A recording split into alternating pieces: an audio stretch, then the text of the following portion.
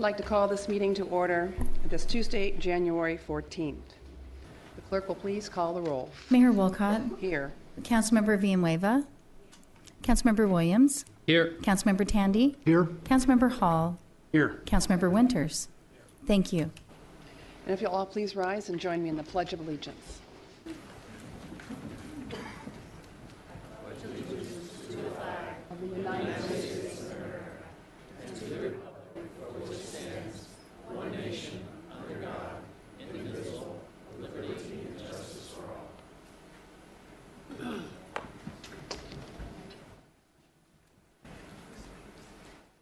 City Manager's report. No report this evening, Madam Chair. City Attorney. No report this evening. All right. There are Very much. 11 items. Excuse me, there are 7 items on the consent agenda. Is there anyone that wishes to speak on any item in the audience on the consent agenda items? Is anyone signed up to speak on any consent agenda item? Yes, Mayor, number 6. Okay. Shall we pull that item? Yeah. Councilmember Williams has requested to pull that item. Okay, thank you. We will then entertain a motion for the remainder of the items. Move to approve the consent agenda. Second. A second that. Motion has been made and seconded to approve the items 1 through 5 and item 7, the consent agenda. All those in favor? Actually, the clerk will take the roll.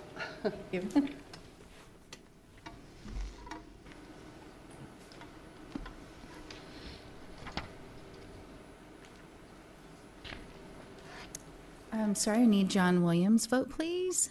Thank you very much. All right. Unanimous 6 yes vote, Mayor. Thank you. Item number 6. Item number 6, this is consideration and action on a liquor license request by Winco Food LLC for a Series 9 person transfer location transfer to be located at 16951 West Bell Road. Through the chair, if I can just, since you guys pulled the liquor license off consent, I need to make sure that you understand kind of what the process is and what council's role is relative to liquor licenses. I'm going to hand out to you a little form. It has 2 motions. You can approve the liquor license or deny the liquor license. If you deny the liquor license, administrative code requires that you identify the reason or basis for denying it. And just so you understand, your role is actually not to approve or deny, but rather to make a recommendation to the state liquor board relative to whether you would like to see the license granted or not. Ultimately, it is the state's decision. And if you deny it, then depending on, you have to identify the reasons, and then the state's going to make that determination. So I'm going to hand this out, and I would suggest that you take a few moments to read through the bases for which you could deny a liquor license, and then there's a proposed motion on the paper as well. Okay?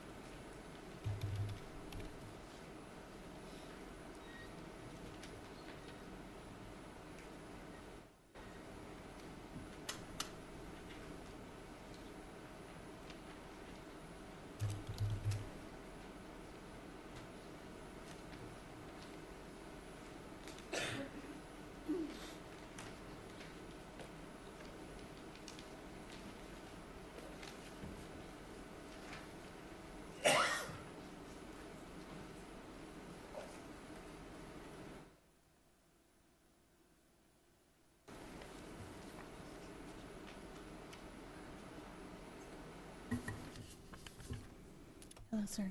Thank you. Has everybody had a chance to read through these items? All right.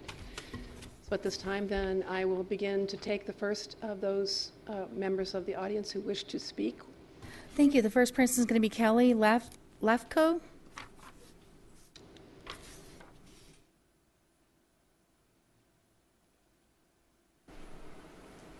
You will have 4 minutes, Kelly. Good evening. I'm here to ask that you recommend or refer that Winco gets a liquor license. I've been a resident of Surprise for 9 years, and when I moved here, it was under that promise that that whole area was going to be developed and we were going to get a mall and all these wonderful things. So knowing that we're getting a Winco out here is very exciting for somebody like me who has a family of 2 little ones at home to support. Driving to the Winco in Glendale is not always easy for us to do, and so we don't have any stores out here like Winco, so we would like to see it be part of Surprise. So I'm asking that you please recommend that they get their liquor license. Kelly, if you would you identify yourself for the record and where you live? My first name is Kelly, last name Lafko, Lafko, and do you want my address? Please. Okay, it's 12830 North 152nd Avenue. Thank you. The next person is Kurt Bratz.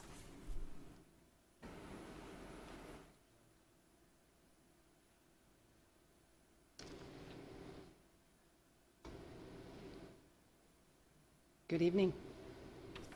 Good evening, Mayor, members of the council. My name is Kurt Bratz, B-R-A-A-T-Z.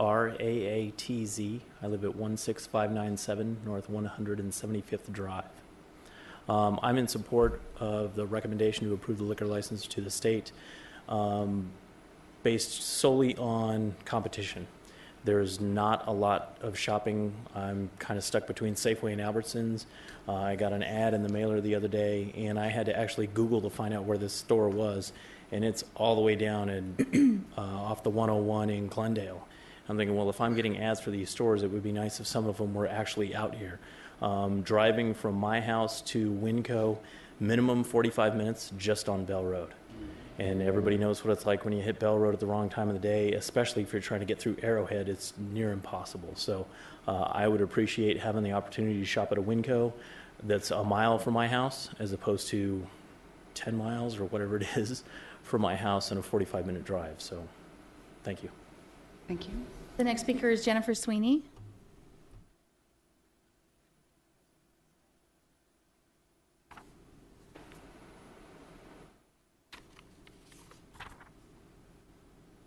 Hi, good evening. My name is Jennifer Sweeney, S-W-E-E-N-E-Y. I live at 18017 North Skyhawk Drive.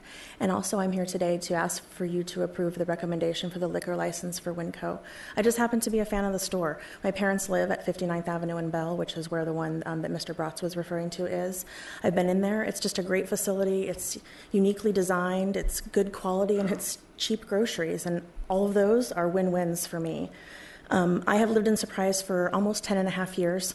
I really love the community. I love some of the decisions that the council has made over the years in terms of bringing economic development to the city. I think adding Winco just as another feather in that cap is just such a great opportunity. And, you know, everyone who reads the news or watches the news or reads the paper knows that we're slowly, whether Arizona or nationally, kind of clawing ourselves out of the recession, but it's a very slow process.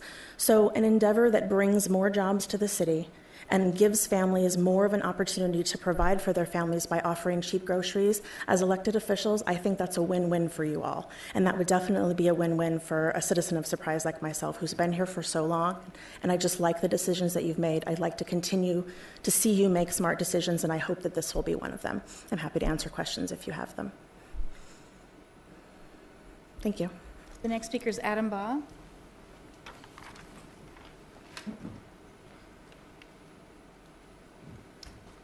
Mayor and members of the council, Adam Baugh with you, Morse, 2525 East Arizona Biltmore Circle. I actually represent Winco as the applicant, and don't know if there's a need for me to speak. I'll just say I had a chance to review the recommendations from the police department and the fire department, and also from the planning department, who all recommend approval, and I think there's wisdom in that, and I appreciate the comments from the public as well. If there's any comments from this body, I'd be happy to take any questions. But other than that, I hope you would approve the recommendation of this request.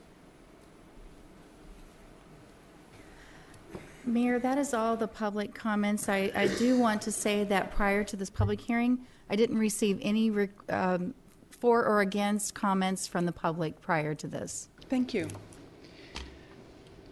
Members of the council, what is your pleasure? Councilmember Hall.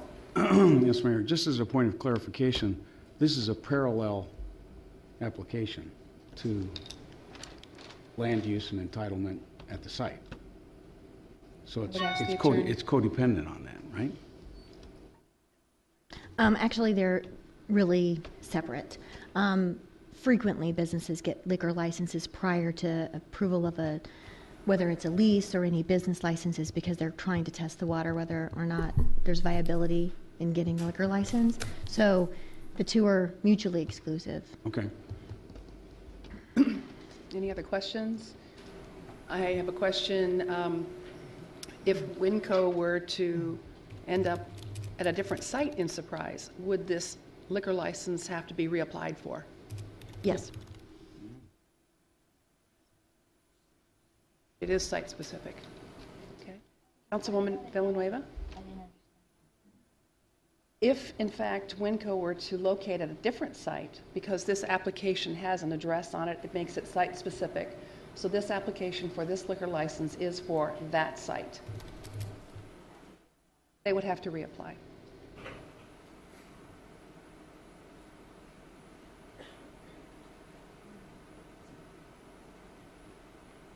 Councilmember Hall? Councilmember Williams?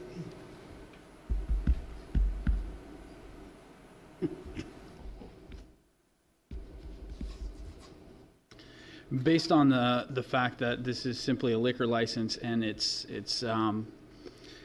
unrelated to the specific land use, I move to approve the liquor license request by Winco Foods. Second. Motion has been made and seconded to approve the liquor license as presented. If there's no further discussion, the clerk will take the roll.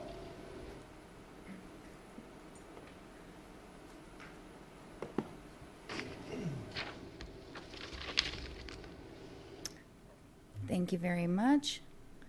That is a unanimous yes vote to approve, Mayor. Thank you. Next item. Excuse me. Actually, we have quite a few people. If you would like, if you are here for the Winco liquor license, that item has been approved, and we will move to the regular agenda. Number 8 is consideration and action on the selection of a vice mayor. Mayor, I wanted to add that I placed in front of each of you the section of the city code relating to selection of a vice mayor and a couple of voting cards attached to those instructions. Would you like for me to read them for the public? Would you please? Okay. Selection of the vice mayor. Not later than January 30th of each year, the city council shall select one of its members other than the mayor to serve as vice mayor. The member selected as vice mayor will serve as such until the member resigns the office, vacates council, or is replaced by another member as vice mayor. Any council member may nominate any council member, including him or herself, to serve as the vice mayor. All nominations must occur prior to the voting. The council must vote by written ballot. The candidate receiving a majority of the votes cast will serve as vice mayor. In the event that no candidate receives a majority of votes cast, the two candidates receiving the highest number of votes will be considered in a runoff vote. Voting must be repeated until a vice mayor is selected. The meeting may not adjourn or recess until a vice mayor is selected. Thank you very much. Councilmember Tandy. I nominate Skip Hall. Councilmember Tandy nominates Skip Hall. Are there any other nominations? Are there any other nominations? Are there any other nominations? I close the nominations, and you will now tally your vote. That's correct. I will come. Well, thank you, Misty. We'll tally, and I'll read those aloud for the public.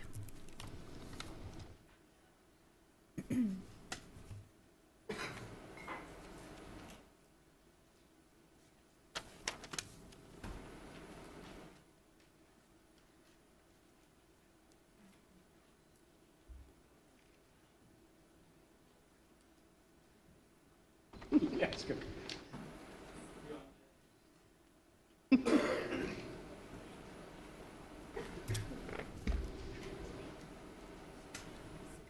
Oh, okay, very good. Sure, very good, thank you. Okay, we'll read the results. Councilmember Villanueva voted for Skip Hall. Councilmember Winters for Skip Hall. Councilmember Hall voted for himself. Mayor Wolcott voted for Hall. Williams voted for Hall, and Tandy voted for Hall as well. Congratulations. Oh, in a squeaker. In a squeaker mirroring the squeaker of an election in 2013. Councilmember Hall, you are now the vice mayor. Please take your chair. Congratulations.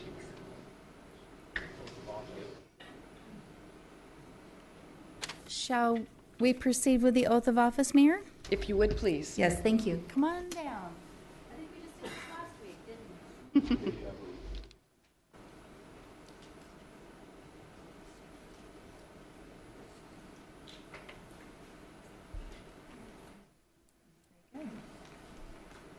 Raise your right hand and repeat after me.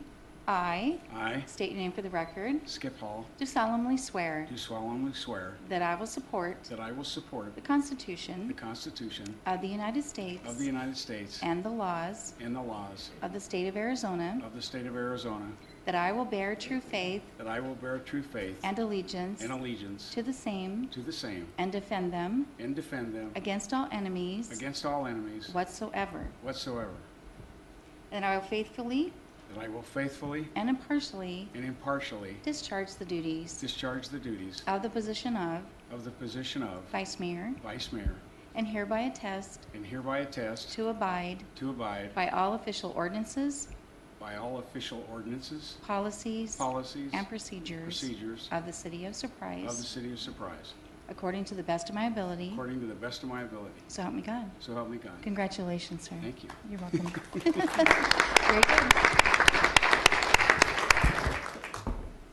And Mayor, for the purpose of voting, his name will not appear under this particular Right. slot tonight. You'll have to reach over there. It's right, vote on that side. Okay. All right. Next item on the agenda. Consideration and action on Resolution 2014-08, authorizing the use of tourism funds to SCI Sports and Entertainment in an amount not to exceed $20,000.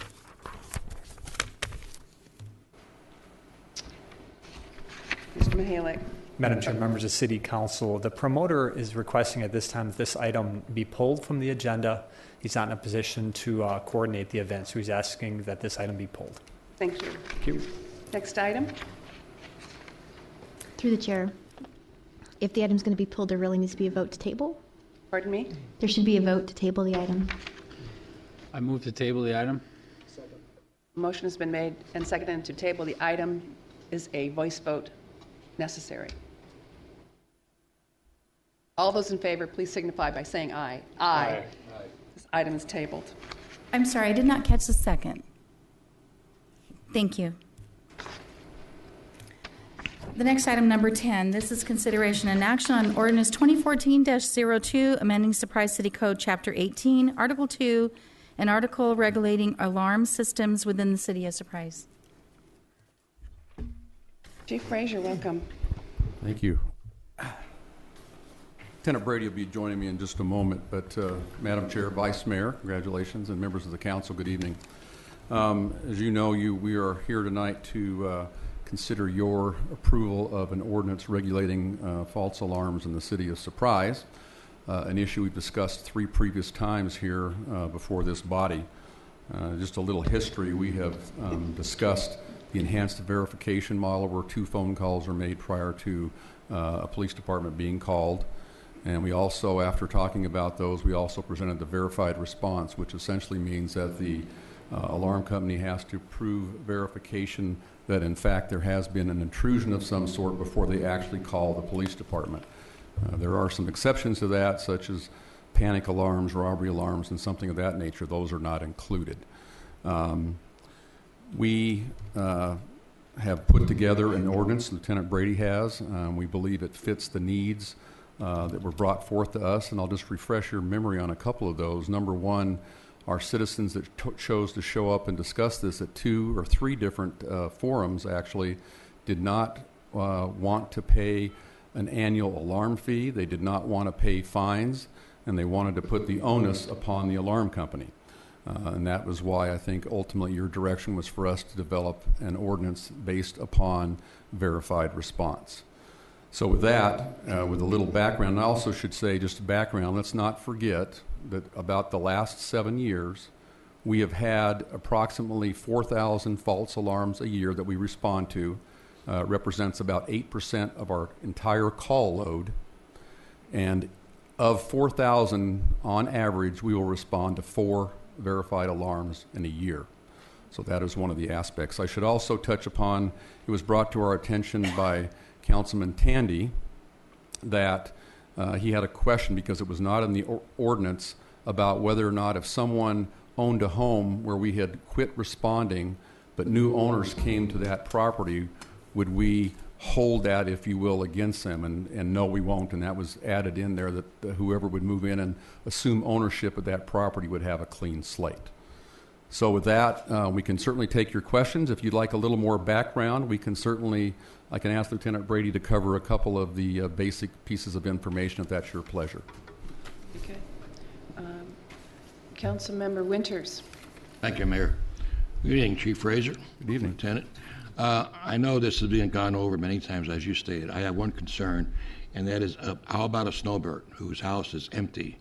How does he get verified response if he's not in the home? Madam Chair, Vice Mayor, Councilmember Winters, in that situation, the same way as anyone else would, if there were 2 separate zones activated during a break-in, then they would try and contact the owner. The phone number provided, 1 phone call. If they were unable to make contact, they could go ahead and call us. If they were able to make contact, obviously the person would be out of state, and we would go ahead and respond. There's also the possibility they could have audio or video surveillance. If that, in fact, was activated and showed that some criminal act was being committed, we would go ahead and respond in that circumstance, too. They could also hire a security guard who could respond in their absence and go ahead and confirm the criminal activity. So the basic ways under the ordinance for verified response would apply in that circumstance also, sir. So those folks' phone number have to be on file with their office for you to be able to call them. Is that correct? That's absolutely correct, sir, yes. Okay, thank you. And also, let me just add to that, what Lieutenant Brady didn't touch on was the eyewitness sees that. Certainly they could call the police, and if someone's watching it occur, then that's a verified alarm. And I should also add that would, again, assume that that person has an alarm, because a lot of those homes do not. If I may also, and I used to be one of those winter visitors that had a home here that I visited quite regularly, but it seemed like every time I went back to Minnesota, my alarm went off. And it ultimately was equipment failure. And it was because of the sensor that was in a certain spot, and the sun just ate it, and the thing just kept going off. And I had, as we all do, typically when we're winter visitors, we have not only our own phone number available for the alarm company, but we also have a neighbor. That's right. Who is typically given a key to our house and the garage code and those kinds of things. And so that would be a second contact person for the company to verify, correct? If you left that number for the alarm company, certainly they could contact them as well, yes. So I think that's the way I handled it. Ultimately, got the equipment fixed, but ultimately ended up finding a way to make sure that a number was left, an appropriate number was left from somebody here who could verify that something was going on in my house when I was in another state. That's how it worked for me. Any other questions? I believe we have some people that wish to speak on this item. Yes, Mayor, we have 9 speakers. All right. The first one will be Julia Bogan. Julia? Thank you.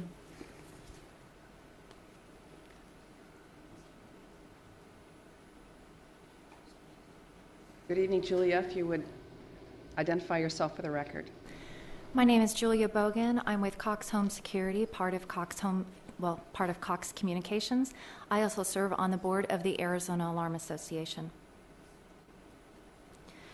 Thank you for this opportunity to address you again on this issue. I'd like to just express one more time that I think it's a better policy to first find out how many residents you have that have alarm systems. Without a permitting system in place, you don't really know how many alarm systems are out there, nor are you able to gauge how many people are responsibly using their systems versus how many people are negligent with their systems. And a result of that negligence is, of course, a taxing of the city's resources. Cox Communications would like to partner with the city and find a prevention, a false alarm prevention program that works for the city, that works for the residents, that works for the alarm subscribers, but continues to put public safety first. We believe that the verified response approach is a dangerous one. The two-zone activation, if I'm an alarm subscriber, I'm at home, I have, perhaps in my bedroom, I have a sensor at my window, and then I have a motion detector. But I'm at home, so I disable the motion sensor because I'm there, I'm making motion, but I have the other part armed. Now, if a burglar comes into my room, because perhaps that's where he knows the jewelry, the cash, the gun safe is, he's going to come in through that bedroom and only one zone is going to be tripped. I don't know what's happening to me, but that seems like a pretty dangerous situation. That's why we're against the two-zone as being part of verified response. Another part that we're against is the eyewitness, because many people aren't going to be able to afford a security guard to come and verify an eyewitness that criminal activity is occurring on those premises. They might ask for a neighbor, they might ask for a family member to return home. In such case, we're putting untrained civilians in harm's way. Again, we don't feel this is the safest measure to implement when you're simply trying to reduce false alarms. There are some cities that have gone with verified response. San Jose implemented verified response 13 months ago. In 12 months, they saw a 23% increase in burglaries. Surprise touts itself as one of the safest cities in Arizona. We don't want, like anybody, we don't want to see that designation jeopardized. The audio and video verification. This will require additional equipment. The customer will have to buy additional equipment. This creates a greater cost for our customers. I know that doesn't sound like much, like just have them upgrade. But we do believe that home security systems should be affordable. We don't want to price out the most vulnerable of your citizens who perhaps already live in higher crime neighborhoods. Is that my warning? You have 1 minute. There are a couple of other cities that have done this, and I believe there are really, really very few cities who have passed verified response after really looking at it. Steve Kiefer is here from SEAC. His was a city that went to verified response and then resumed their previous levels of response, and for very good reason. I'll let him speak to that. But Salt Lake City was one, San Jose was another, Dallas, Colorado Springs. A young couple just lost their lives because of the community had gone to verified response and the police did not respond the way they normally would. We just urge you, please postpone this vote. Let us all come together to develop an ordinance that makes sense for everyone and doesn't penalize the people who are using their security systems appropriately. Thank you. Next speaker is Roger Score.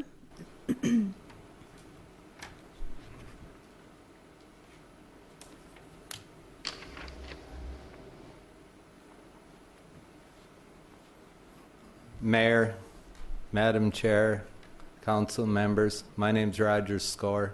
and I'm president of the Arizona Alarm Dealers Association. And our association has the most licensed contractors of any association in the state, but we represent the individual alarm companies. And I should have brought a snow shovel with me. That is pathetic. If you want 2 of these little window switches on your window, they're $1. The system since prior to 1994 have programming in them that allows that I program all my systems have been this way since before 94, and I help train other dealers, that I can put an additional 3 motions in your house that cost about $30 each and require, instead of 1 goes off because you bought your lover a balloon when you're gone, you're out eating dinner, you put 4 in.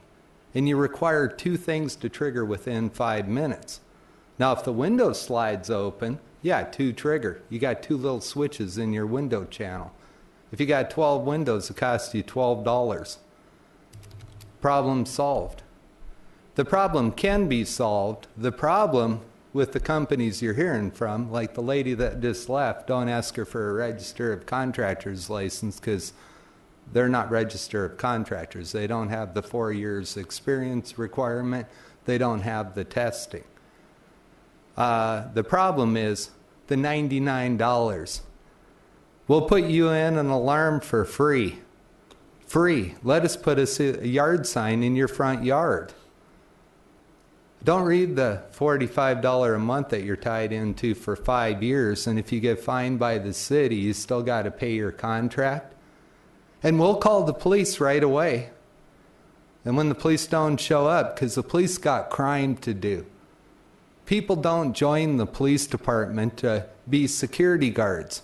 They go to work for security guard services if they want to be a security guard. In Tucson, this association come up and promised the city, you need to get everybody registered. You'll make $1 million. Well, our city council spent $1 million before they even voted for it. I did a Freedom of Information Act request 2 years later. They hired 2 new people to run the program, 2 officers, sent out flyers, spent over $200,000 to collect $168,000. The citizens were super angry because now you're offering police service to only those who can afford it. The police went by the women and children's centers I do and shook them down for $100 after we're down there donating free systems. We use security guards that guarantee a response in under 30 minutes for $35, and police can't make it. Paul Cunningham, a city council member, was on the news in Tucson. It took over 6 hours for police response. He pointed the finger at police. Well, he needs to hire them then. The police weren't out eating dinner with their wife. They're working. We do his security. He has security guard response. His house is guaranteed and there's no government immunity. If they don't show up, they can be sued for liability. On every dispatch, the police in Tucson respond to only 52%. They charge for service, but they don't respond to 48%. And we got members from the White Mountains to Nogales that support this. Thank you. Thank you very much. Dr. Tom Egbrecht.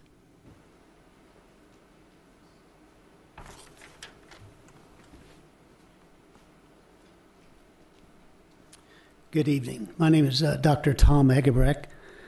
I'm president and the owner of Bonds Alarm, a 58-year-old security company domiciled here in Phoenix, Arizona. And I'm strongly against your proposed ordinance. If we're ready to sell our citizens' souls for a few pennies that you're willing to save, then pity you. 20 years ago, myself and my partners bought a tract of land bordered on the east by Grand, on the west by Litchfield Park, and on the north and the south of Bell Road. Some 2 sections of land there. You today receive millions of dollars of taxes. I would suggest that you use those dollars to protect our citizens. I won't be back to develop any more projects in Surprise or any other city if you pass this ordinance. You can find somebody else to develop the land for you. Thank you. Landon, I believe it's Burrup.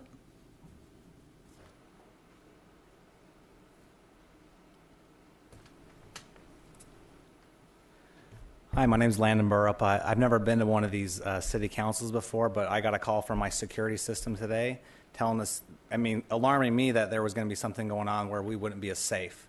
So I have a family. I'm married. I have 4 children. My number one priority is the safety of my wife and kids. I feel like as a member of the public, I don't really know a lot about what's going on with this, I guess it's called verified response. I don't really understand a lot. I've heard a couple of the different points made. I just want whatever you guys vote on, I want it to be what's safe for our families, safe for our wives, our children, that kind of a thing. The gentleman made a point about having more than one sensor on the window. My concern is I work in the emergency room. I work night shifts. My wife and kids are home alone at night a lot. My wife's already scared being home alone. So I just want to make sure, like, if someone breaks through a window, that they're going to have a response out there. And I don't know if that means I have to call my alarm company. I think we need a little bit more information as the public. Do I need more sensors on my windows? I know a lot of people that have alarms, and I don't think very many people know what's going on. Besides the people that are the top dogs that are running the show.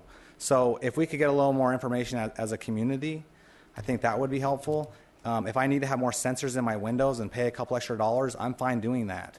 But it would be nice to know that before something like this got passed.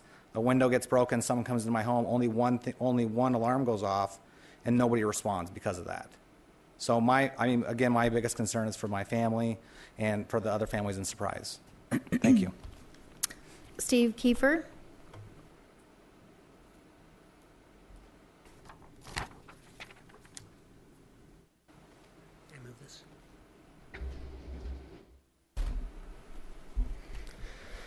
Well, good evening. My name is Steve Kiefer. I'm with Security Industry Alarm Coalition. I spoke December 17th of last year.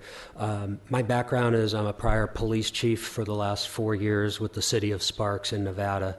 I rose through the ranks and just finished a 25-year career in that department. What has occurred is a very large misunderstanding of what was selected as an option at your December 17th work session. Myself, local industry, and even national folks that just look at ordinances all believe that the ordinance you gave direction to was that the unverified meant that those were 2 free responses. Verified was not going to start until the 3rd one. So that's why you probably didn't receive many emails or concerns from citizens or industry from that date forward. We were trying to work within the confines of that. It wasn't until yesterday that we had confirmation that, no, this is a true verified response is what you're going to. So I would ask, due to the confusion, you table this item and give direction to create a short-term committee to find the best solution. The committee could be representatives of citizens, industry, and elected official and city staff. That way all have a voice at the table. The city that I retired from did just that. And council gave direction, and we followed it, and we were able to come up with a resolution. We developed an ordinance that we achieved a 50% reduction to our alarm calls. We were about similar size. Surprise is a little bit larger than Sparks, but we were running at 3,000 to 4,000 alarm calls a year. We cut those in half. If this passes tonight, you will be the only city in the state of Arizona that's verified response. There are approximately 18,000 police departments across the country. Only about 18 are verified response in the last 12 years. So you have to ask yourself, if it's such a great idea and a good fit for a community, how come a lot of cities aren't following suit? I believe the answer is it's usually too adversarial. It's controversial. It's controversial to the citizens, the industry, and business owners. It doesn't build towards fostering relationships. Many times it damages those relationships. If you go to verified response, you're going to get a 90% reduction. I understand that. The model ordinance is likely to give you a 50 to 60. We've seen some 30, we've seen some 90. Why would you risk so much? So let's say you get a 50% reduction, 60% reduction with a model ordinance, and you get a 90% with verified. You're putting in something controversial for that 30 to 40% gain. That's what you have to look at. We support suspending response to chronic abusers of alarms, but not all alarm citizen base. If you put in a model ordinance, you're going to get about 85% of your users not have an alarm. So what you're doing with verified is everyone's being punished for that 15%. We can help the police department, we can help create an ordinance that will target those 15%. I would close with that you move towards a model ordinance, or you form a committee, or we change some verbiage in the ordinance that you have that was understood as that there's 2 free responses and then verified. The chief and Lieutenant Brady has my exact language that would make that work, but I would really recommend forming a committee. I think you would see good results from it. Thank you. Thank you. Next is Paul Brooks.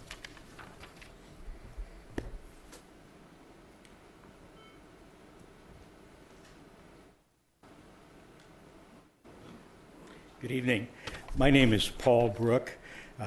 I'm with a company called Titan Alarm, and I'm also on the board of directors of the Arizona Alarm Association. Ms. Bogan did a really great job of very clearly identifying the negative things that are going to happen in the event that verified response is implemented in the community. I also speak from a 50-year career in law enforcement. And one of the biggest misunderstandings that's always bugged me is the fact that we're wasting police manpower. The police are out there. The police are patrolling. Alarms are part of the service that citizens expect to have help with.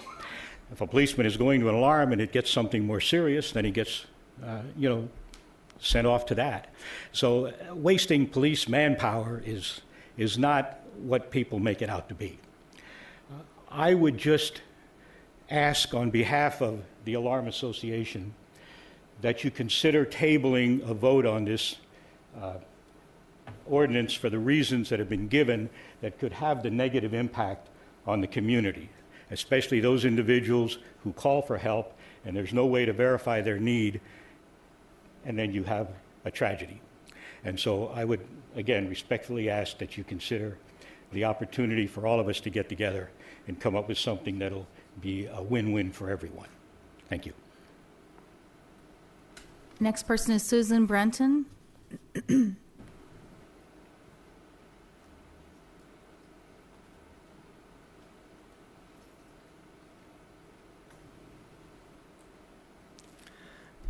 Madam Mayor, members of the council, my name is Susan Brenton. I'm the executive director for the Arizona Alarm Association. We're a nonprofit organization representing alarm companies throughout the state. We also work quite closely with quite a few different jurisdictions throughout the state. We have a public safety committee that meets every other month, made up of the alarm coordinators from cities throughout the state to discuss all of these issues that come up. You know, I find it interesting that when this city was first considering a reasonable alarm ordinance, one which would just punish that 15% of alarm users who violate it by making them pay false alarm fines, the city held several meetings for citizen input. However, now that the city decided to go completely take a 180-degree turn and go in completely a different direction, with an ordinance that does not allow an alarm company to contact the police when an alarm goes off unless it's verified. Apparently, it's just not that important that the citizens have a chance to meet with you and have their say. I was also one of many confused by this ordinance that was now being considered when it was suggested. But when you read it, Section 18-22 states an alarm company must verify all alarms before calling the police. However, then there's Section 18-24 that says, well, and a home or business owner is allowed 2 unverified alarms per year. These sections seem to conflict with each other. Now we found out, no, they don't. All alarm calls must be verified before calling the police. I want to make sure that everyone understands that. The police are not going to be responding to an alarm unless somehow it's verified that a crime's taking place, and hopefully it will not be too late. I also find it interesting that according to Section 18-20, this ordinance does not apply to the city, county, state, or federal alarm systems. I find it interesting you put a higher priority on your government property than citizens' lives and property. I know that when an alarm went off in my home, I got there a couple minutes before the police. I happened to be around the corner. I called the police. Do you know what they told me? Don't go in the house. Stay out on the street. Wait till we get there. When they got there, they took my keys. They went in the house with their guns pulled before I was allowed near the house.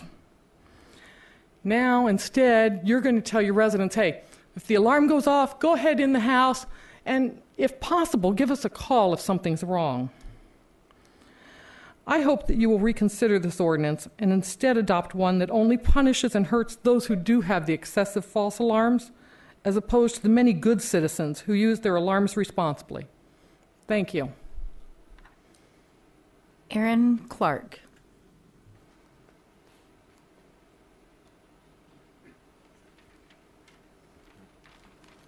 Good evening, Mayor and Council.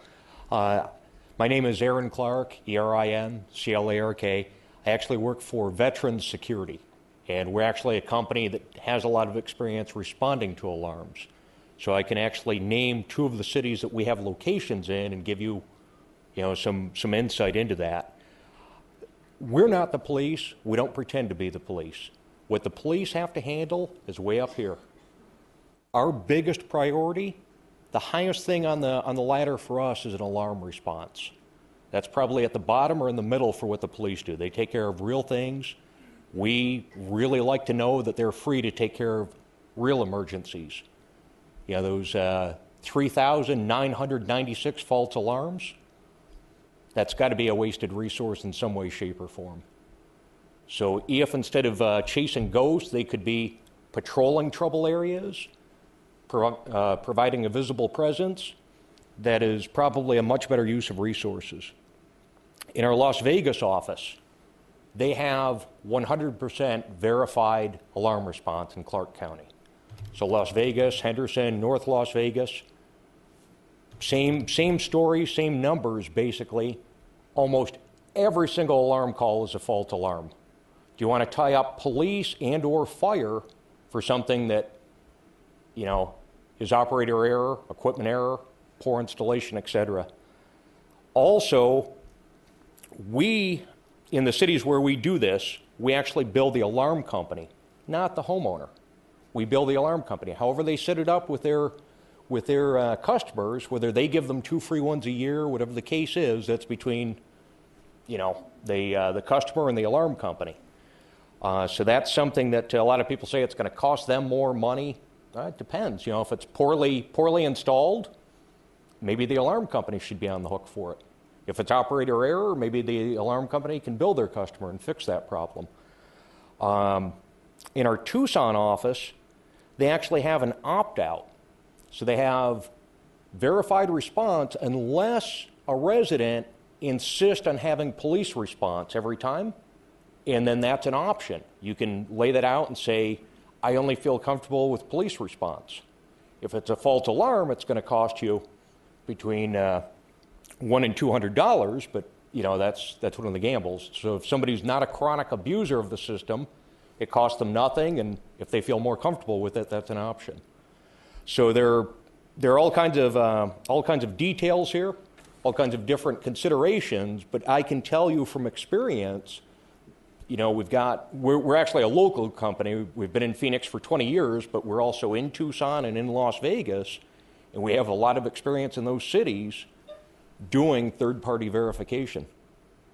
So, something to think about. Thank you for your time. The last speaker is Jim Dragoo.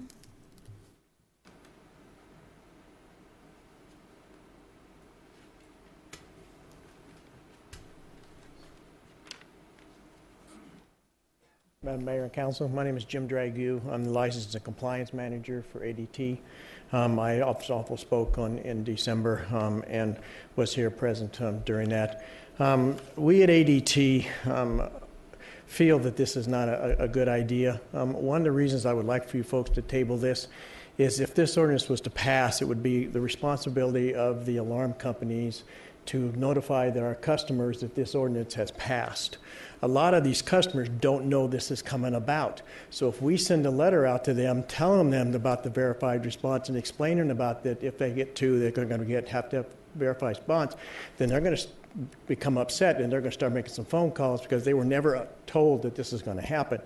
We also, as ADT and Cox and a lot of the other companies, we have alarms put in for domestic violence and for child abuse that are put into people's homes that they expect the police, when the alarms go off, that they respond. If they have verified response and the alarm company has to call two people, if something is happening in that home and nobody can verify it, then they're not going to get a response.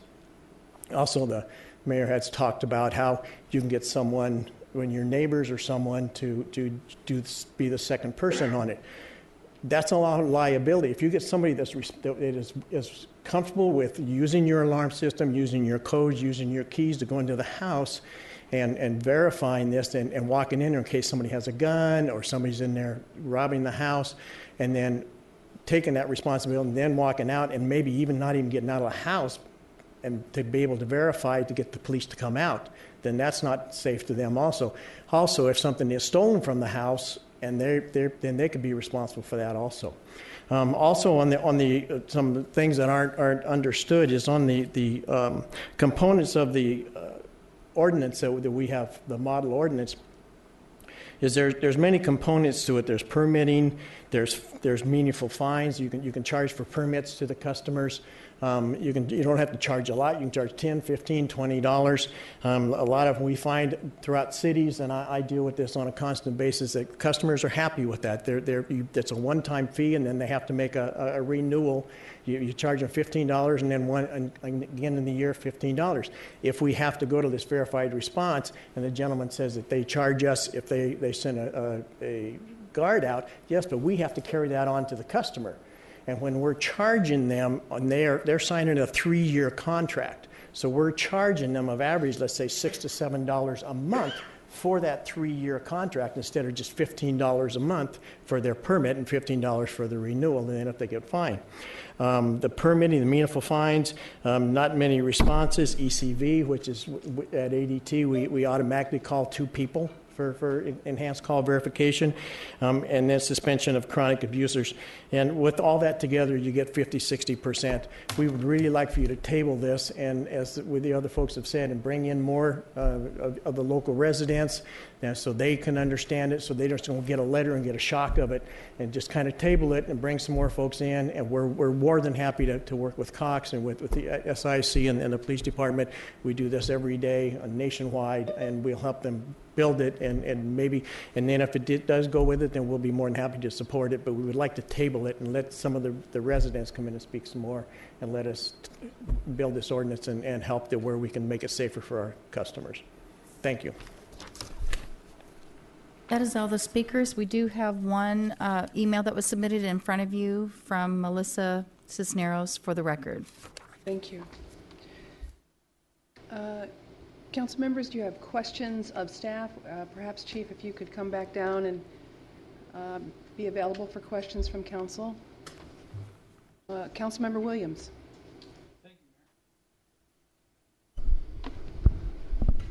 First, I appreciate the speakers tonight, and I appreciate your concerns surrounding this issue for and against. Chief, we've identified how many false alarms, correct, that you've responded to over the past?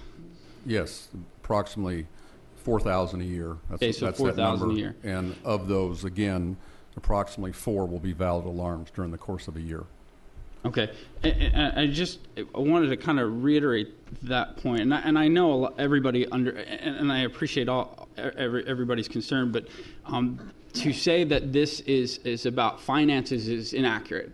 and to say that this is strictly about the city making money or saving money is completely inaccurate. This is about safety and safety alone, and this is about allocating resources for public safety. We've discussed this and vetted this issue for how many months now? Well, it's been over a year. It's been over a year, and the first calls and emails that I've received were today. And so that's some of my concern is that there's an instant sense of urgency on some of these issues. That said, I appreciate it, and I appreciate that people are becoming engaged. There was a resident that came up here. I heard one resident that came up here and was concerned. He works in a hospital, works overnight, and concerned about the safety of his family. How can we reiterate that his family is safe and we will respond? And I know that we have a program called the Risk Assessment Program, which will go out to homes and assess their risks and show you what you can do to mitigate anything. I mean, what can we say to those people that are just hearing one side of a story perhaps and see doom and gloom there? Madam Chair, Councilman Williams, I'm glad you asked that question because while I appreciate the information that was presented a few minutes ago, I still think there were some things that were mispresented, if you will. For example, I heard a couple of different scenarios about someone breaking in my window, and because the second trigger isn't set off, then the police won't come. I want to remind people, most people, when you come home, don't set your alarm. There are some who do. There are some who go to bed. One of my people who works for me sets their alarm at night so all the windows, if someone opened a window or door, it would alarm. But anyone in here who has an alarm, typically that alarm is set when you're away for the day. It's not set when you're home at night. And when I heard the examples of breaking glass or windows, as far as I know, 100% of our people do now, they dial 911. That's what they do. So let's talk apples and apples and oranges and oranges. Let's don't confuse the issue. So my sense is that I've always said this: when you call, we come. And if you call us, this gentleman who spoke, and I understand his concern, and it was a good concern, but his wife is home alone with 4 children, and she hears something outside, or she hears a window break or a door open, call 911, and we're coming. And I appreciate that. I mean, and for me, going through this, and I've gone back and forth on this, and we've debated the issue many times. This is we've heard a lot of folks say, well, the folks with alarms are at risk now. Well, this is unfair to allocate resources to an officer responding to those that don't have an alarm system, or to someone that needs that resource. So I see this as a public safety issue. Yes, we are a safe city, and I heard somebody say that. We will continue to be a safe city, and regardless of what direction we go in here. But I really think it's important that through an educational process, we learn to maximize our resources with public safety, and that will make this effective and will continue to be a safe city. And I trust in our police department, and our police department has done a wonderful job for as long as I've lived in Surprise, and I'm comfortable with it as written. Obviously, it's up to a vote of the council. Thank you. Councilmember Winters. Yes, good evening again, gentlemen. I've got another concern. This ordinance will say you have two free rides, if you will, 2 false alarms. Would be okay within a 365-day period. Is that correct? Let me. Well, I'll try to see if I can answer your question, Councilman Winters. If we get a call to your house on alarm and it turns out not to be verified, we will continue to respond to your home. We'll notify you that your alarm was unverified, and if you can provide evidence that it was verified, then we'll take that off your ledger, if you will. Upon the responding to your house again and it proves to be unverified, we are then going to provide them with a letter and ask them that within 21 days they provide us with information that they have corrected the problem, whatever it might be, faulty equipment, operator error, whatever it is. And during that time that they have to respond, we will continue police response to that address.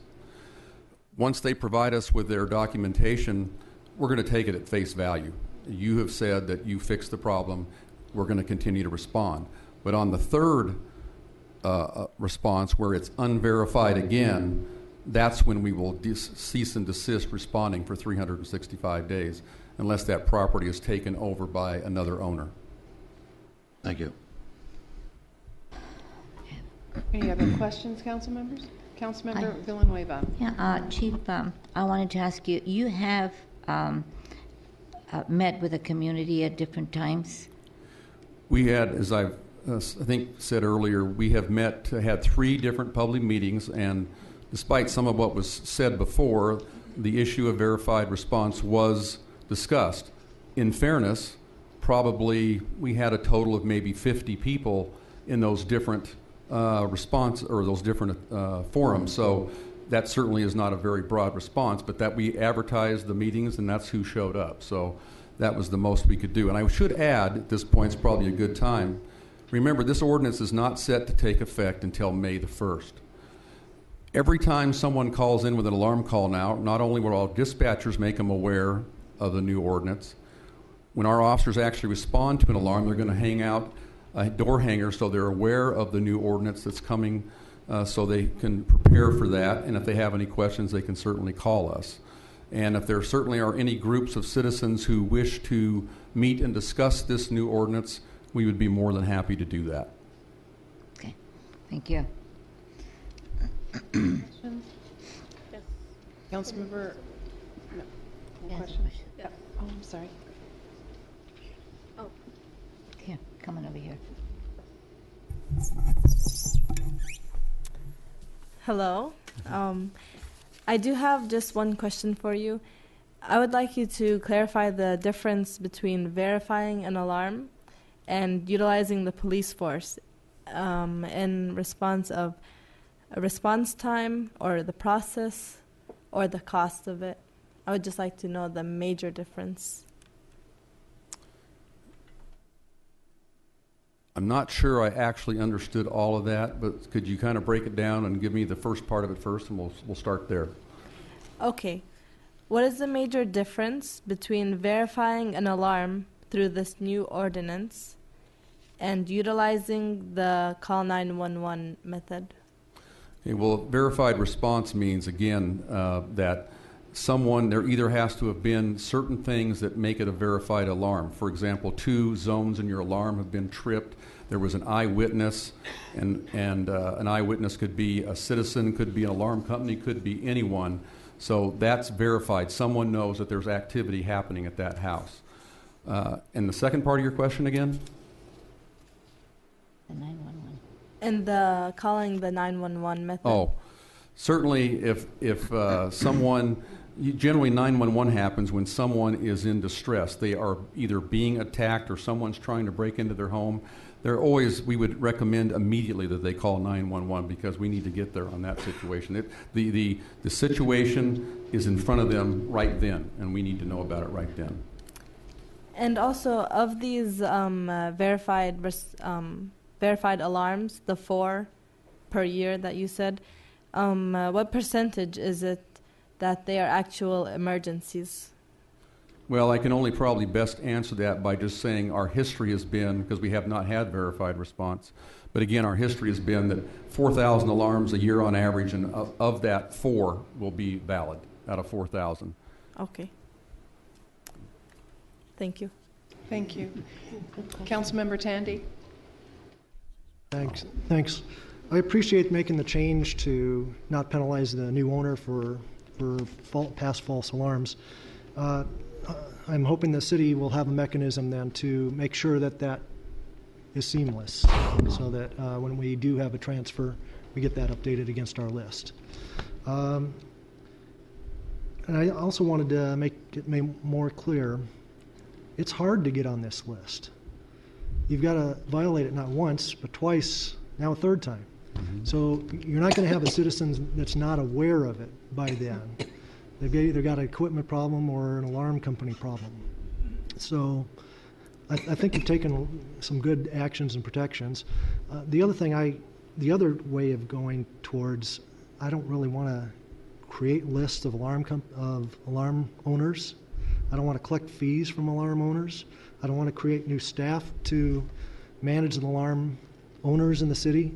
I think that's a private enterprise issue, and we actually had somebody come up and say, hey, I provide a service that will help provide one portion of that verification. So I think this really needs to be a private industry solution, and I will watch it real closely, and if we have issues, you know, your history says that we only had 4 out of 4,000 that were potential issues. I'd be real concerned if there is one, and I'd want to, you know, evaluate again, but the odds are probably aren't going to have this, and I think it's worth a try. Very good. Thank you, gentlemen, all of you, for all the work that you've put into this. And yes, indeed, it has been a long, over a year journey. And we have reached out to the public, as you say, in your 3 different meetings.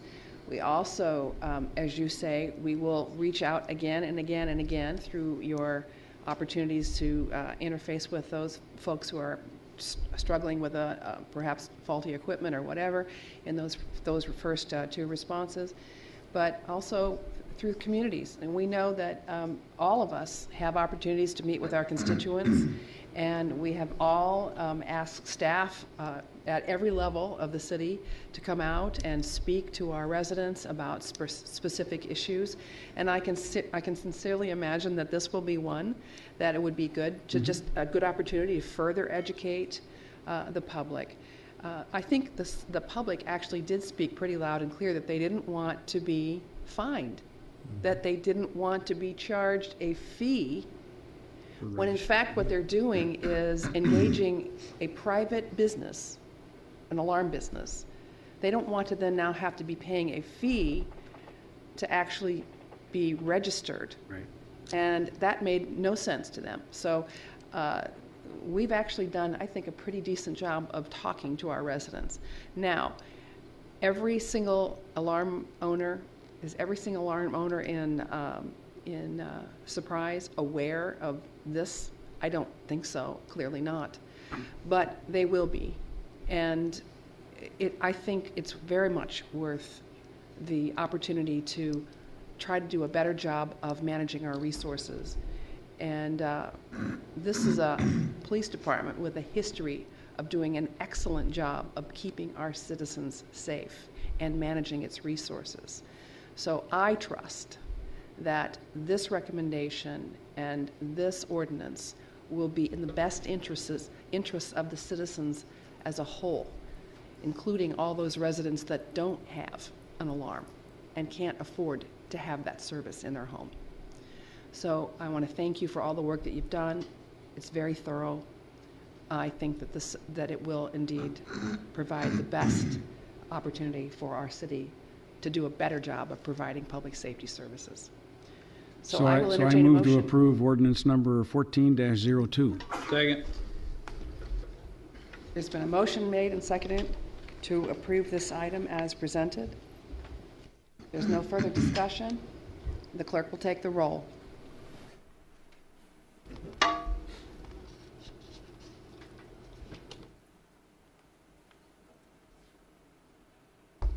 Unanimous yes vote, Mayor. Thank you. Next item.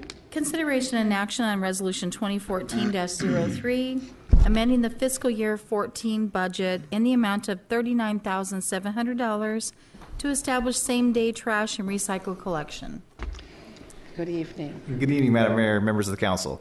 I'm Mike Gent, Public Works, presenting resolution number 2014-03 for your consideration. As you recall, we passionately discussed this topic at your work session last week. And the rerouting and implementation of same-day trash and recycling collection. These changes are important to continuing the high level of service that we deliver to our ratepayers, and even increase that level of service and make things a little bit better for them, easier for them. One of the key components of successfully implementing these changes is communicating effectively that these changes are occurring and that the behaviors need to change from the ratepayers. This resolution requests a program budget for educational and outreach materials aimed at successfully communicating these changes, as well as increased customer service support throughout the implementation, throughout the transition. I'm happy to take any questions you may have. Thank you. Councilmember Williams. Yeah, And this is just a comment. I've talked to several people today, actually, about it, and they're all in favor of it. And one guy said, it makes it mindless for me. I just put them both out, and I don't have to worry about it. So perfect, excellent customer service, as I think Councilmember Hall pointed out, Vice Mayor Hall, sorry.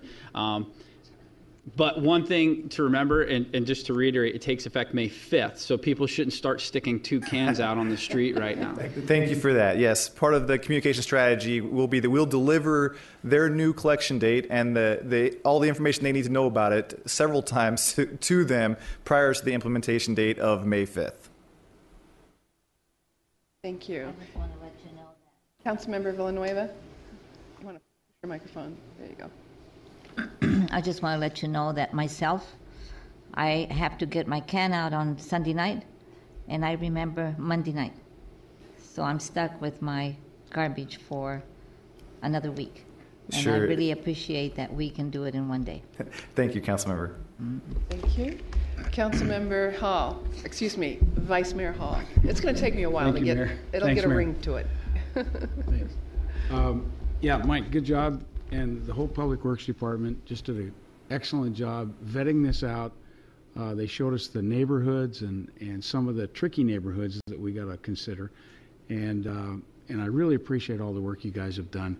And I'm the same way as Councilman Williams. I've got a lot of feedback from people saying, geez, it's about time. Thank you. You know? And, Thank you. Yeah, and today I was thinking one thing that we got to think about, and that is we've got some residents in Surprise that get their garbage picked up by Parks and Sons. And I hope Parks and Sons will communicate. I mean, I'm just thinking about people in Sun City Grand and a couple other neighborhoods where people might be thinking it applies to them. It doesn't. It's just for the city. Yeah, thank you, Vice Mayor Hall, for bringing that up. Our communications director mentioned at our work session last week that all of our printed communication will include a disclaimer that says this only affects those who receive sanitation service through the City of Surprise. And we would hope that the private partner also communicates as well. We'll also reach out proactively to the homeowners associations that are directly affected, the 3 that are directly affected, and ask them to share the communication as well, which they're really good at communicating with their residents. Thanks, Mike. Thank you. I'd like to make a Councilmember Tandy. Oh, go ahead. Thank you. I'm sorry. I've got 3 comments, and these are for consideration during the implementation phase. Things I'd like to have addressed. I mentioned it at the work session. For those neighborhoods that would like it same side of street, maybe have some discussion with them and see if that makes sense for the city and see if there would be some efficiencies. The second and third items are kind of related. I got a call from somebody on the Disability Commission who was concerned about those people that might have difficulty moving 2 large cans out on the same day. And for the implementation phase, I'd like to have some discussion about possibility of some smaller cans for those people, and then maybe some discussion about whether or not we would need to work with HOAs, either through a city ordinance that says for those people, a reasonable accommodation is that they could bring their can out 1 day early, pick them up 1 day late. That way they can do it over 2 days, if that's an issue. We don't know if that's an issue, but I really think those 3 things should be studied during the implementation phase. Thank you, Councilmember. Councilmember Winters. Hi, Mike. Thanks for all your hard work on this. I know it was a big project for you and your department. But this is not just about same-day recycle and trash collection. This is about rerouting. Is it correct? That is correct, Councilmember, yes. Reroute while we're doing this. So, and you're going to let everybody notify their rerouting, I assume, right? You're going to get plenty of notice out there for the public to know. Well, while it is separate goals being accomplished, it really is one implementation. And so all of the communications will be directed towards explaining to a resident when they take their garbage out. Because like Councilmember Villanueva mentioned, she remembers a day late. So our goal would be to help people know exactly what day it is. Because the vast majority of citizens, Councilmember, don't care. They just want to get their garbage and recycling collected. So tell them when to put it out, and they'll put it out. And usually their best reminder is seeing their neighbors put them out, right? And so we will do a good job of communicating to every neighborhood in the city that's affected when this is. And so certainly for those who might not be on top of their garbage and recycling collection, watch your neighbors and you'll probably get it right. And I like the idea of the folks out there that work for you guys have the same days off as city council. That's another plus at City Hall. Thank you. Very good. Councilmember Villanueva, did you want to chime in again? I just wanted to make a motion. All right. If you would, please. Okay. I want to make a motion, consideration and action on Resolution 2014-03. I'll second that. A motion has been made and seconded to approve item 11, consideration and action on resolution 2014-03. If there's no further discussion, the clerk will take the roll.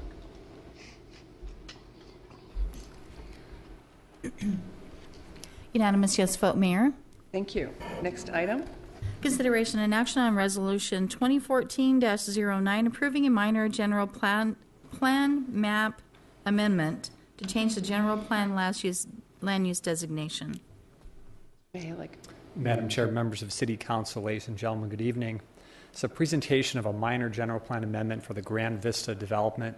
Just a quick reminder, mainly for people in the audience, this was discussed in great detail last week, Tuesday, at the work session, so I'll just provide a very quick overview.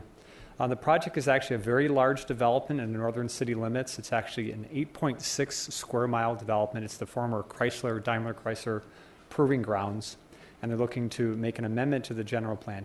Keeping in mind to the audience and the council, this is really the second step in the development process, really just establishing the broad land uses. There's a long way to go with subdivision and zoning and site planning, so really is just a first step.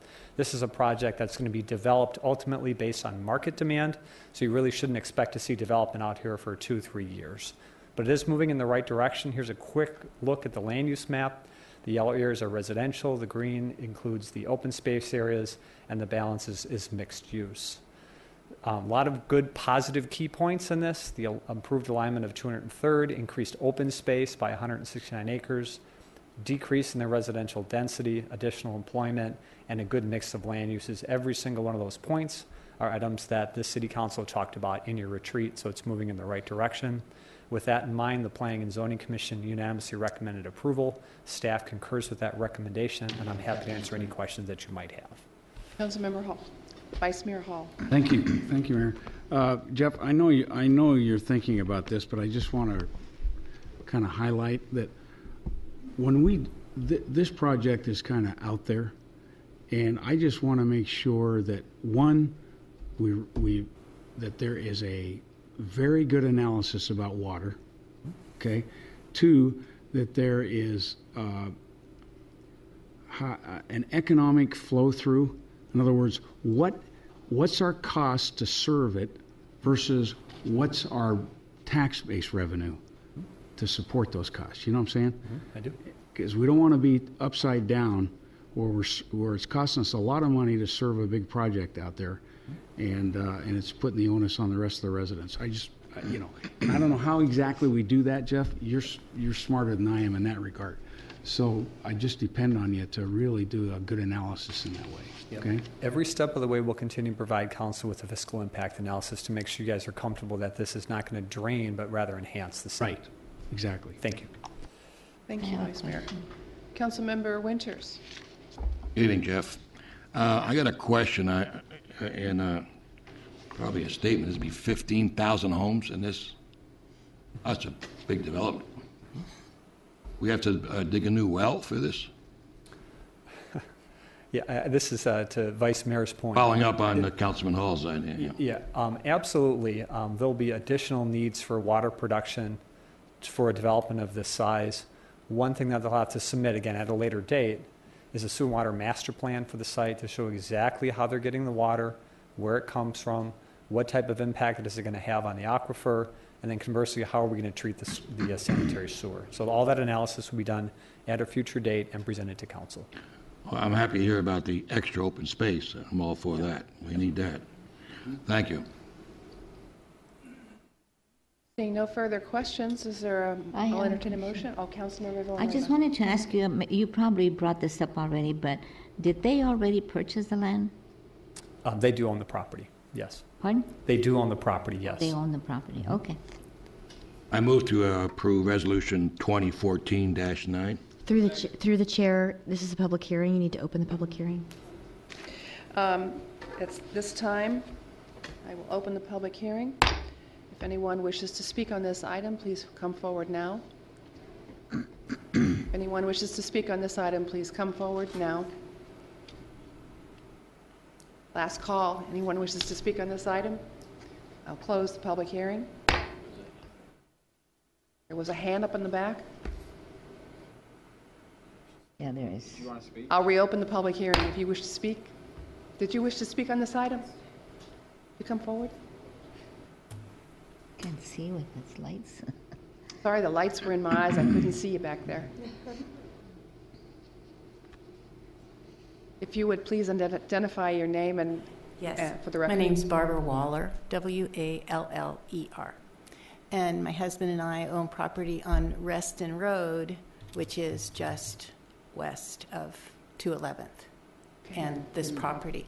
So we know that people on 211th have been receiving letters about this project, and we wondered if there any way we could be added to that list. Oh, absolutely. Absolutely. Mr. Mihalik will take care of it. Okay. Thank you. That's it. Thank you. Nice to be here. You're so welcome. Does anyone else wish to speak before the council this evening on this item? And I'll close the public hearing at this time, and I'll entertain a motion. I'll make a motion that we approve Resolution 2014-9. Second. Motion has been made and seconded to approve item 12, resolution 2014-09. If there's no further discussion, the clerk will take the roll. Unanimous yes vote, Mayor. Thank you. Our next item is a call to the public. Has anyone signed up to speak this evening on the open forum? No, Mayor. Thank you. Our next item is asking for future business items.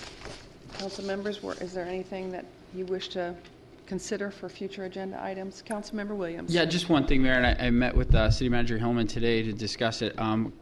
Before the holiday break, I had met with ASU Global Institute of Sustainability, and they offer free service to come in and focus on one specific area or just the broad general sustainability component to our strategic plan. And it's simply a consulting service that utilizes their scientists and their research experts.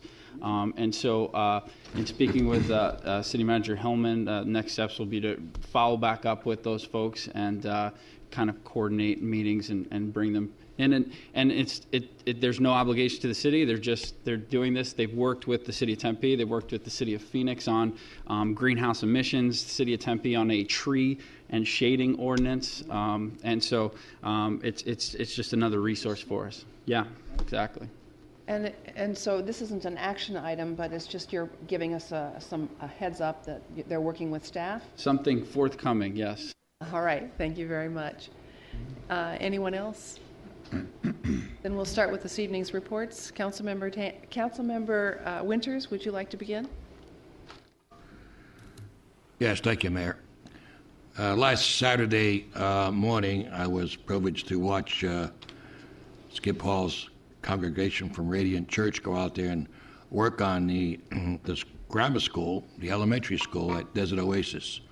And they were very pinched for getting the school area and the grounds cleaned up and getting spiffed up because they only have one maintenance person out there.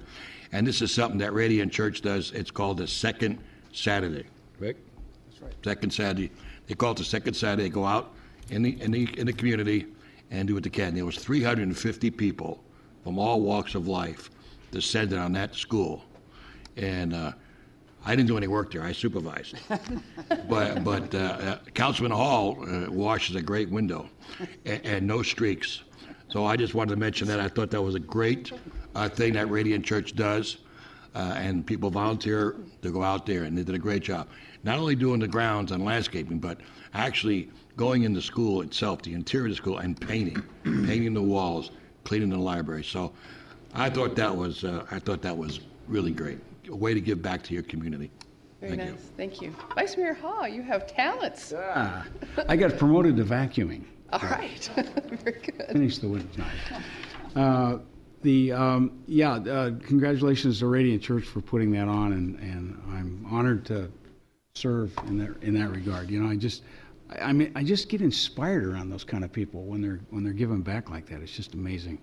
But anyway, the one thing I wanted to report was I went to the Chamber of Breakfast this morning, and Diane McCarthy is now the chairman of the board, and Todd Hornbeck gave kind of an outgoing speech, and so that chamber board is when you really look at it, because all of them stood up and talked about why they wanted to be on the board, and what moves them and all that. It's just what a talented group is on that board of the chamber, and we're lucky to have them. We're lucky to have Ab Jackson. I know they talked about repositioning the chamber where it creates more value for their members, and then an associated fee that reflects that. And so Ab's going to make his talk next month, I think, regarding what the future of the chamber looks like, what their vision is, and all that. And it's exciting to be around a growth chamber like that, where small businesses are just raring to go. And one of the things this morning was a gentleman showed me his building that he's doing. Is Jeff still here?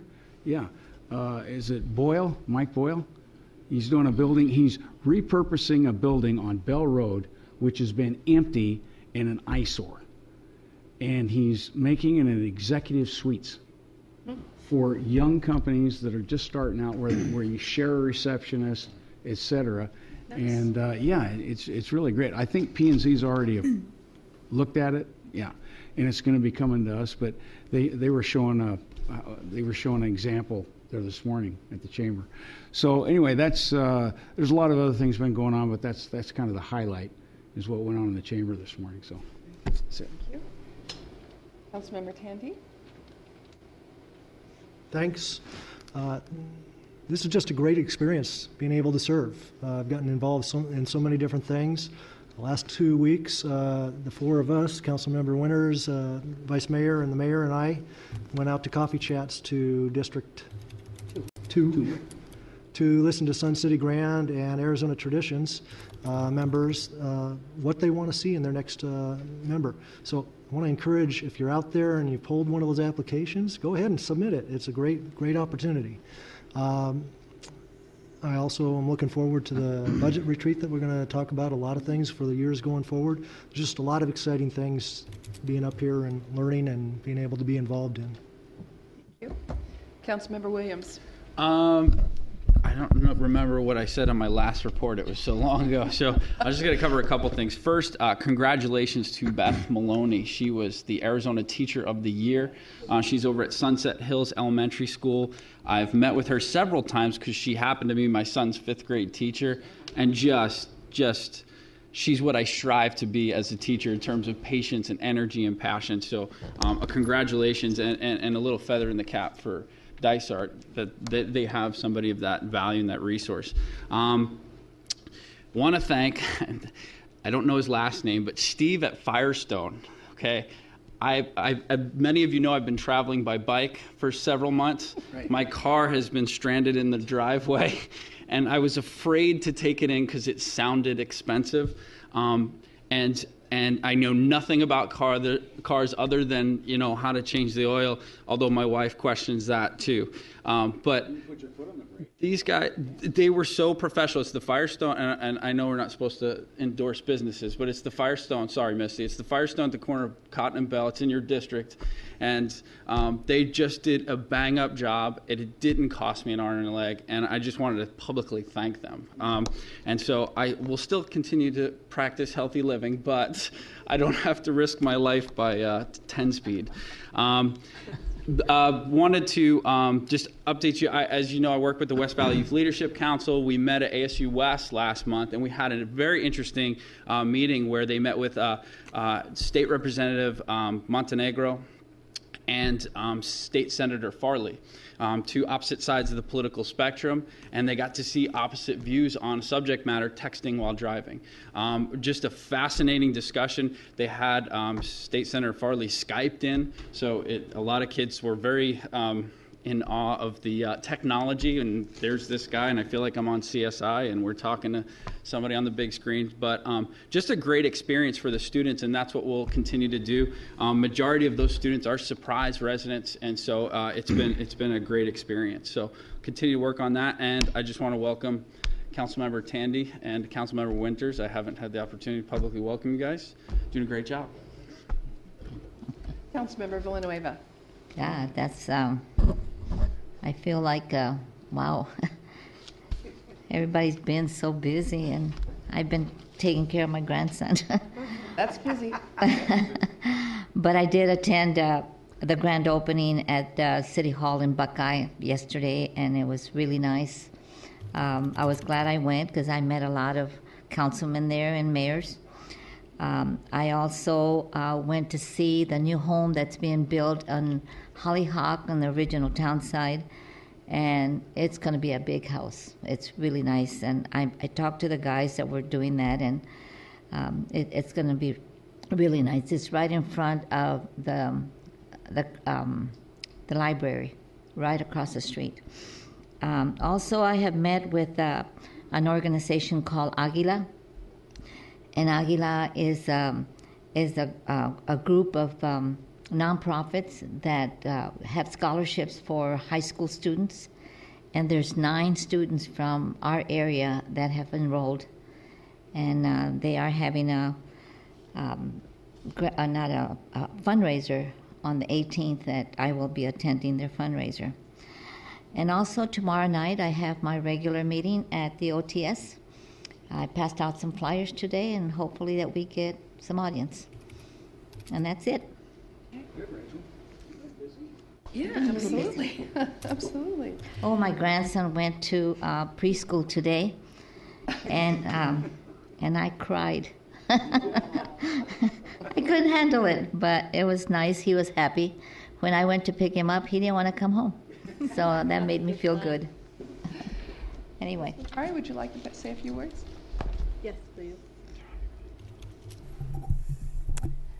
I'm off to still college hunting, and I received a scholarship yesterday from Arizona State University for $25,000. Wow. Congratulations. Thank you.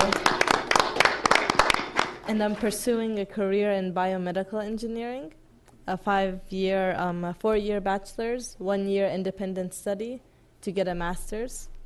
And I hope to stay in the Surprise area as it's growing in medicine, technology, engineering, the physical being of it, and the healthcare field. That's always what I've liked. And this is just the best opportunity that I have grabbed so far, because it's going to prove to open so many more doors. And I'm really glad to be here. Hey, wow. We're going to do everything we can to keep you in Surprise. We're going to try to do Thank everything you. we can to build your field of study. Absolutely. Very good. That's Thank great. you so much. Well, it's been a busy time for all of us as we're gearing up for a busy 2014, and I really want to thank the Councilmembers Winter, Hall, and Tandy for joining me at the 2 coffees in District 2 to go out to the people in District 2 and directly talk to them and hear directly from them what they're looking for. And what was fun was one of the questions was, one of my favorites was, well, what are you looking for? And what we said, I think what we all said was what they wanted to hear was we wanted a partner, somebody that was willing to work with us. This is a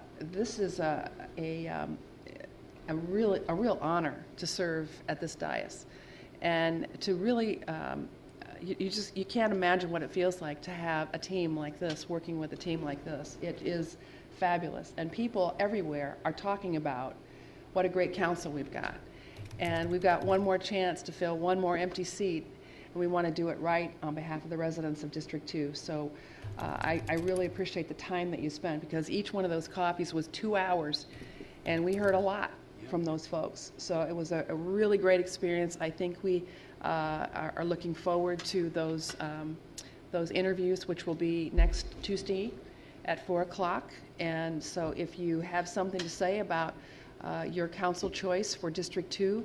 We will have that opportunity here next Tuesday afternoon. After that interview process and the public forum on that process, we will have a 7-day waiting period where people will have an opportunity then to write notes to us. We've already been receiving some. And let us know how you feel about representation in District 2. So we've tried to do everything we can, as you will recall, by strengthening our Section 2, our code, last year to make sure that we were really reaching out to the public to make sure that they were adequately heard before we made a selection. So again, thank you, gentlemen. I really do appreciate you being there.